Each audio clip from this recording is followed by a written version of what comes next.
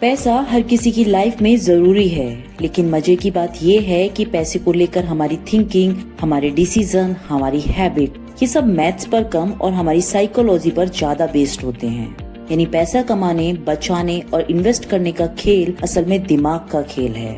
नमस्कार दोस्तों, स्वागत है आपका हमारे चैनल बुक समरी स्पीकर पर, जहां मैं आपके लिए लाती हूं दुनिया की मोस्ट इंस्पिरेशनल बुक्स की समरी, वो भी आपकी अपनी लैंग्वेज हिंदी में। आज मैं आपको सुनाने जा रही हूँ मॉर्गन हाउसल की best seller book the psychology of money की फुल समरी। इस बुक में 20 चैप्टर हैं, यानी 20 चैप्टर, 20 सीख और एक नई सोच, जो आपकी जिंदगी और पैसे दोनों को देखने का नजरिया हमेशा के लिए चेंज कर सकती है। तो चलिए शुरू करते हैं। चैप्टर 1, कोई पागल नहीं होता। पैसों को लेकर हर इंसान का नजरिया अलग होता है, क्योंकि हर किसी का एक्सपीरियंस अलग है। अगर कोई व्यक्ति स्टॉक मार्केट में पैसा खो चुका है, तो उसके लिए शेयर मार्केट एक जुए जैसा है। वहीं जिसने करोड़ों कमाए हैं, उसके लिए सबसे बड़ा अवसर है। एग्जाम्पल के लिए, एक अमीर बिजनेसमैन के लिए स्टॉक मार्केट में रिस्क लेना नॉर्मल बात हो सकती है, क्योंकि उसके पास नुकसान को झेलने की कैपेसिटी है।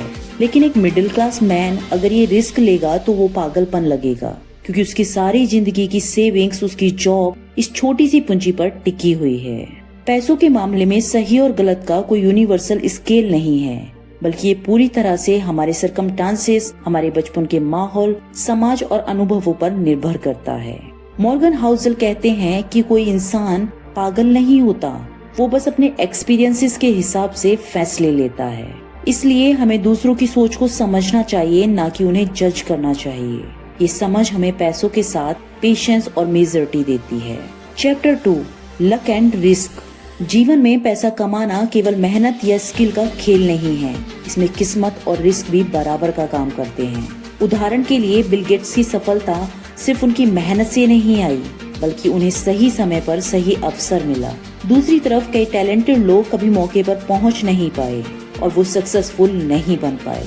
इसलिए हमें अपनी सफलता पर कभी घमंड नहीं करना चाहिए और असफलता में खुद को कभी दोषी नहीं मानना चाहिए, क्योंकि लक और रिस्क दोनों ही जीवन और पैसा कमाने के खेल का पार्ट हैं।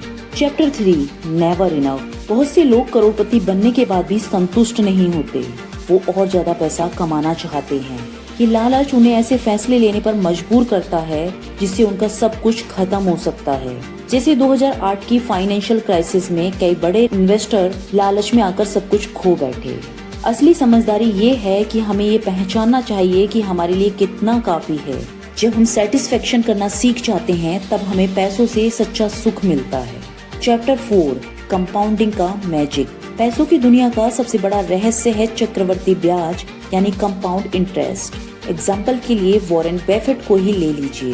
वे दुनिया के सबसे सक्सेसफुल इन्वेस्टर्स में गिने जाते हैं, लेकिन उनकी प्रॉपर्टी का असली रहस्य उनके इन्वेस्टमेंट स्किल से ज्यादा उनकी लंबे टाइम तक इन्वेस्टेड रहने की आदत है। उन्होंने बहुत कम उम्र में इन्वेस्टमेंट शुरू किया और 60 से 70 साल तक लगातार उसी को कंपाउंड होने दिया। रिजल्ट ये आया कि उनके करोड़ों रुपए धीरे धीरे अरबों रुपए और फिर खरबों रुपए में बदल गए। अगर उन्होंने ये इन्वेस्टमेंट देर से शुरू किया होता या बीच में ही निकाल लिया होता, तो शायद वे आज इतने बड़े अमीर न होते। ये कंपाउंडिंग का मैजिक है, धीरे धीरे लेकिन लगातार बढ़ना। जो लोग जल्दी अमीर होने की जल्दी में रहते हैं, वो इस शक्ति को कभी नहीं समझ पाते। असली सफलता पेशेंस और टाइम से आती है। Chapter 5, getting wealthy with staying wealthy. पैसा कमाना और उसे बचाए रखना दोनों अलग अलग स्किल्स हैं, क्योंकि पैसा कमाने के लिए आपको रिस्क लेना पड़ता है, लेकिन पैसा बचाकर रखने के लिए आपको रिस्क लेने से बचना पड़ता है। रिच बनने के लिए साहस चाहिए और रिच बने रहने के लिए फियर चाहिए। कोई भी सही अवसर और मेहनत से अमीर बन सकता है, लेकिन अमीर बने रहना केवल सावधानी, डिसिप्लिन और लोभ से दूरी रखने से पॉसिबल है। मॉर्गन हाउसल कहते हैं कि अमीर बने रहने के लिए हमें विनम्र होना चाहिए और हमेशा ये मानकर चलना चाहिए कि हालात बदल सकते हैं। अगर हम लालच और ओवर कॉन्फिडेंस में फंस गए तो हम सब कुछ खो सकते हैं। इसलिए पैसा कमाते टाइम अग्रेसिव रहिए, लेकिन उसे सुरक्षित करने के लिए कंजर्वेटिव बनिए। Chapter 6, tells you win. Life और इन्वेस्टमेंट की दुनिया में कुछ ही बड़े फैसले या घटनाएं हमारी जिंदगी का पूरा गेम चेंज कर देती हैं। मॉर्गन बताते हैं कि ज्यादातर टाइम छोटे छोटे रिजल्ट्स कोई खास फर्क नहीं डालते, लेकिन जब कभी बड़ा अवसर या संकट आता है तो वही हमें अमीर या गरीब बना देते हैं। जैसे वॉरेन बफेट के जीवन में सिर्फ कुछ ही निवेश उनके लिए अरबों डॉलर लेकर आए। सब कुछ हर बार सही होना जरूरी नहीं, बस कुछ बार बड़ा जितना काफी है। यही है टेल्स यू विन की स्ट्रेंथ। Chapter 7 freedom. पैसे का सबसे बड़ा बेनिफिट है फ्रीडम। जब आप पैसे कमाते हैं तो ये केवल फैसिलिटीज नहीं लाता, बल्कि आपके टाइम और डिसीजन पर भी आपका कंट्रोल देता है। सोचिए, अगर आपको सुबह उठकर ये चुनने की फ्रीडम है कि आज आपको क्या करना है, यही है असली वेल्थ। अमीर होना केवल महंगी गाड़ियों और घरों से नहीं मापा जाता, बल्कि इस बात से होता है कि क्या आप अपना समय अपनी इच्छा से जी सकते हैं। क्योंकि पैसा सिर्फ चीजों को खरीदने के लिए नहीं, बल्कि फ्रीडम के लिए होना चाहिए। असली अमीरी तो तब है जब आप अपनी मर्जी से अपने टाइम को यूज कर पाते हैं। आपकी लाइफ का हर मिनट अगर किसी और के कंट्रोल में है तो चाहे आपके पास करोड़ों रुपए क्यों ना हो, फिर भी आप अमीर नहीं, गुलाम ही रहेंगे। क्योंकि पैसा बचाने और इन्वेस्ट करने का असली मोटिव यही होना चाहिए कि मुझे अपनी लाइफ अपनी शर्तों पर जीनी है। ऑथर कहते हैं कि फ्रीडम को अल्टीमेट गोल बनाइए और पैसा सिर्फ स्टेटस या दिखावे के लिए मत कमाइए। Chapter 8 man in the car paradox. हम अक्सर सोचते हैं कि अगर हम शानदार कार चलाएंगे तो लोग हमें देखकर प्रभावित होंगे, लेकिन सच ये है कि लोग कार को देखते हैं, आपको नहीं। वो कार को देखकर सोचते हैं कि काश मेरे पास भी ऐसी गाड़ी होती, ना कि वो ये सोचते हैं कि वाह ये इंसान कितना महान है और कितना रिच है। मॉर्गन का संदेश है कि हमें अपनी प्रॉपर्टी दूसरों को दिखाने के लिए नहीं, बल्कि अपनी सुविधा और शांति के लिए यूज करनी चाहिए। रियल रेस्पेक्ट हमारे व्यवहार से आती है, ना कि हमारे दिखावे से। Chapter 9 wealth is what you don't see. अक्सर लोग अमीरी को खर्च से जोड़ते हैं, महंगे कपड़े पहनते हैं और महंगी गाड़ियों में घूमते हैं, पार्टियां करते हैं, लेकिन रियल प्रॉपर्टी वह है जो छुपी हुई है, यानी आपके बैंक अकाउंट की इन्वेस्टमेंट और सेविंग्स। एक व्यक्ति जितना कम दिखावे पर खर्च करेगा, उतना ही ज्यादा वो अमीर होगा। इसलिए हमें ये समझना चाहिए कि असली अमीरी वो है जो नजर नहीं आती। खर्च करने से इज्जत नहीं मिलती, बल्कि सेव करने से सिक्योरिटी और फ्रीडम मिलती है। Chapter 10 save money. पैसा कमाना जितना जरूरी है, उससे कहीं ज्यादा जरूरी है पैसा बचाना। ऑथर कहते हैं कि रियल वेल्थ आपकी इनकम पर नहीं, बल्कि आपकी सेविंग्स की हैबिट पर निर्भर करती है। दुनिया में ऐसे लाखों लोग हैं जो करोड़ों कमाते हैं, लेकिन उनकी लाइफस्टाइल इतनी महंगी होती है कि महीने के अंत में उनके पास कुछ भी नहीं बचता। वहीं दूसरी ओर कई मिडिल क्लास लोग कम इनकम के बावजूद अपनी समझदारी और सेविंग्स की हैबिट्स की वजह से फाइनेंशियल रूप से सुरक्षित रहते हैं। इसका मतलब साफ है, सेविंग्स इनकम से बड़ी होती हैं। सेविंग्स सिर्फ पैसा जमा करने का काम नहीं है, बल्कि एक माइंडसेट है। ये आपको सिखाती है कि काफी की सीमा क्या है और आपको जिंदगी भर के लिए सुरक्षित कैसे रहना है। अगर आप ज्यादा कमाते हैं लेकिन उतना ही ज्यादा खर्च भी करते हैं, तो आप हमेशा पैसे की दौड़ में फंसे रहेंगे। लेकिन अगर आप कमाई से कम खर्च करते हैं और बाकी को सेविंग्स और इन्वेस्ट करते हैं, तो धीरे धीरे वही पैसा आपको इकोनॉमिक फ्रीडम दिला सकता है। कमाई कितनी भी हो, अगर बचत नहीं है तो प्रॉपर्टी कभी नहीं बनेगी। सेविंग्स केवल अमीरों का काम नहीं, ये हर किसी की जिम्मेदारी है। पैसा बचाना हमें भविष्य के संकटों से सुरक्षित रखता है और अपॉर्चुनिटीज को पकड़ने की स्ट्रेंथ देता है। मॉर्गन कहते हैं कि सेविंग्स का स्ट्रेट मीनिंग है आपका कंट्रोल आपके जीवन पर। अगर आप आज सेविंग्स करते हैं तो कल आपके फैसले आपके होंगे, हालात के नहीं। Chapter 11 reasonable rational. पैसों के मामले में हर इंसान से पूरी तरह रैशनल होने की उम्मीद नहीं की जा सकती, क्योंकि इंसान भावनाओं से चलता है। लेकिन जरूरी ये है कि हम रीजनेबल डिसीजंस लें। जैसे कोई इंसान अपने बच्चों की पढ़ाई के लिए सेविंग्स करता है, ये हमेशा सबसे ज्यादा प्रॉफिट वाला ऑप्शन नहीं होगा, लेकिन ये रीजनेबल है क्योंकि ये उसके दिल को सुकून देता है। इसलिए पैसों से हमें मैथमेटिक्स से ज्यादा इंसानी भावनाओं को समझना चाहिए। ऑथर कहते हैं अपने पैसों को उस तरीके से मैनेज करो जो आपको रात को चैन से सोने दे, ना कि उस तरह से मैनेज करो कि वो आपकी रातों की नींद उड़ा दे। इसलिए दूसरों के हिसाब से नहीं, अपने कंफर्ट जोन के हिसाब से इन्वेस्ट करो। पैसा कमाने का पर्पस सुकून है, टेंशन नहीं। अब आप जरा ये सोचिए कि क्या आप रिस्क लेने वाले इंसान हैं या सिर्फ सेफ प्ले करने वाले। Chapter 12 surprise. फ्यूचर हमेशा अनसर्टेन होता है। कोई भी नहीं बता सकता कि कल शेयर मार्केट कैसा होगा या हमारी जॉब कितनी सेफ है।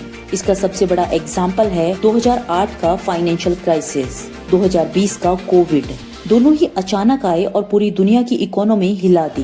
किसी ने सोचा भी नहीं होगा कि पूरी दुनिया एकदम रुक जाएगी। इसलिए इन्वेस्टिंग का सबसे जरूरी लेसन है, हमेशा अनएक्सपेक्टेड सिचुएशन के लिए रेडी रहो, अपने पास सेफ्टी मार्जिन रखो।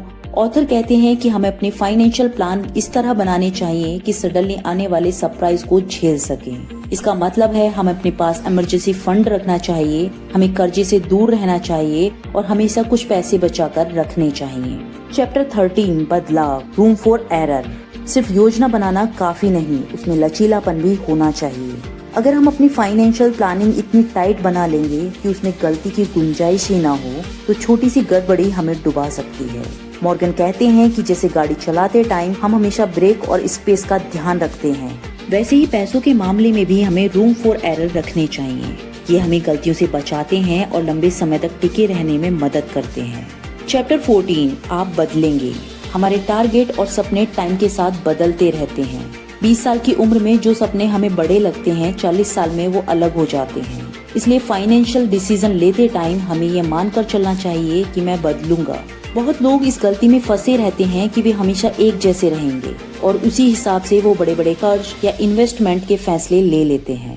समझदार इंसान वही है जो मानता है कि उसकी प्रेफरेंस भविष्य में बदल सकती है। Chapter 15 nothing free. पैसों की दुनिया में हर चीज की कीमत होती है। शेयर मार्केट में इन्वेस्ट करने का दाम है अस्थिरता, वॉलेटिलिटी। अगर आप वेल्थ चाहते हैं तो आपको तनाव, जोखिम और धैर्य की कीमत चुकानी पड़ेगी। अक्सर लोग सोचते हैं कि पैसा कमाने का कोई फ्री लॉन्च मिलेगा, लेकिन रियलिटी ये है कि हर फायदे के साथ एक कीमत जुड़ी होती है। रियल इन्वेस्टर वही है जो इस कीमत को समझकर शांत मन से एक्सेप्ट करता है। चैप्टर 16 आप और मैं। हर इंसान की फाइनेंशियल सोच अलग होती है। जो आपके लिए अच्छा है जरूरी नहीं वो मेरे लिए भी सही हो।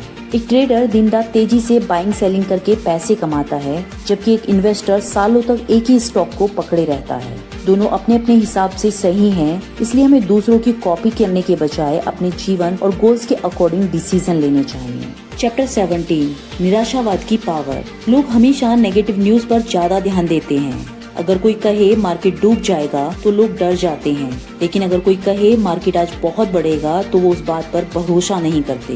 मॉर्गन बताते हैं कि निराशावाद अट्रैक्टिव लगता है क्योंकि ये हमें सतर्क बनाता है, लेकिन रियलिटी ये है कि दुनिया लंबे टाइम से हमेशा आगे बढ़ती रही है। इसलिए इन्वेस्टमेंट और लाइफ दोनों में आशावादी रहना जरूरी है। चैप्टर 18 जब आप मान जाएंगे।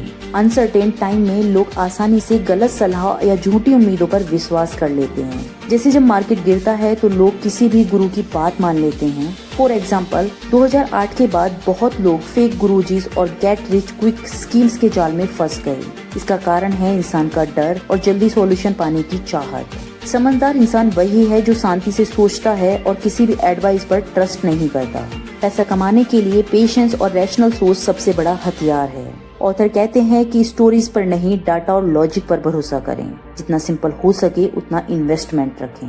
Chapter 19 all together now.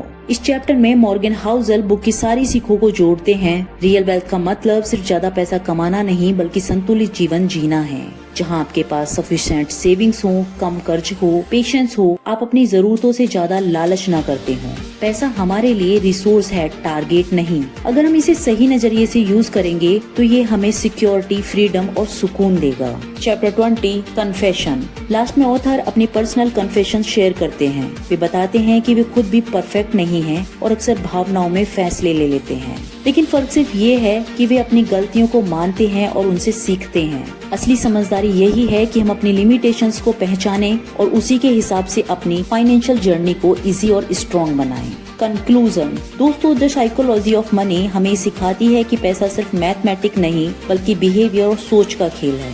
अमीर बनने और अमीर बने रहने के बीच का फर्क, लालच और संतुष्टि का संतुलन, बचत और निवेश की ताकत, ये सब इस बुक का ओरिजिनल मैसेज है। असली अमीरी तब है जब पैसा हमें फ्रीडम, शांति और जीवन का असली आनंद दे। तो अगली बार जब आप पैसा कमाने का फैसला लें तो याद रखिए ये सिर्फ नंबरों की बात नहीं बल्कि आपकी माइंडसेट की पावर है। अगर आपको ये बुक समरी पसंद आई हो तो हमारे चैनल बुक समरी स्पीकर को सब्सक्राइब करें और साथ में लगे बेल आइकन को प्रेस करें।